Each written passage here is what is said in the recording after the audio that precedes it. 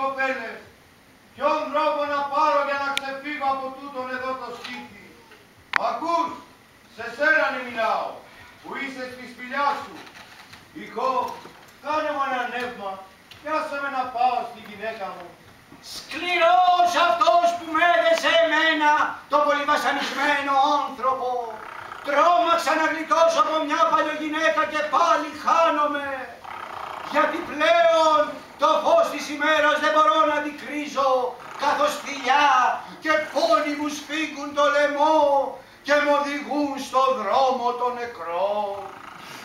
Σε χαιρετώ, αγαπημένη μου, τον πατέρα σου τον Κηφαία, που σε έδεσε εδώ να φανίσουν οι θεοί.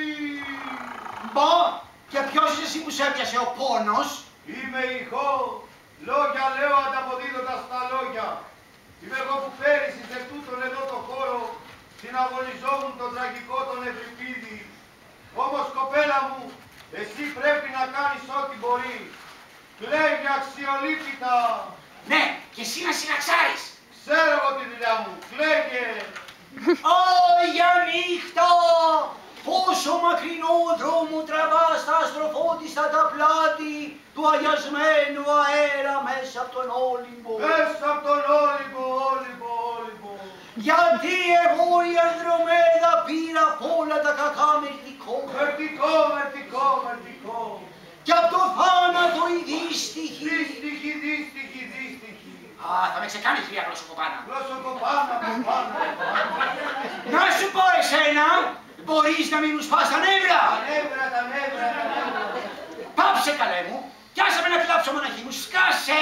Άσε, άσε, άσε. Άι στα τσακίδια. Άι στα τσακίδια, ίδια, ίδια. Ρε πελά που βρήκα. Ρε πελά που βρήκα, είχα, κλέβε, κλέβε. Ποδηλογάς μου έλαγε. Μου έλαγε, μου έλαγε, μου έλαγε. Κλαίγε τουλάχιστον. Τουλάχιστον, τουλάχιστον, τουλάχιστον. Θρύνησε. Ήμισε, ήμισε, ήμισε. Μα εσύ μιλά. Μωρέ, τι μη βάζεις φωνές. Τι βάζει φωνές.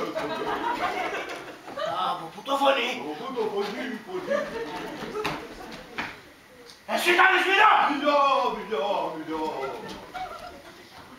Κοροϊδία θα κάνεις σε μένα, μωρέ. Εμένα, μωρέ, μωρέ, μωρέ, μωρέ.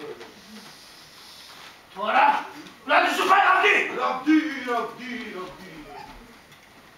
Να σου δίνω ξυλιά. Ξυλιά, ξυλιά, ξυλιά. Όχι εγώ, να μια γυναίκα που στέκεται κοιτά. Κοιτάει, κοιτάει, κοιτάει. Φεύγει, να. Να. Μωρέ παεμένος να είναι εσύ. Έλες εσύ, εσύ, εσύ. Γλωσσού και καταραμένη κατσίκα. Παλιό είναι ακόμα. Πολύ λαού.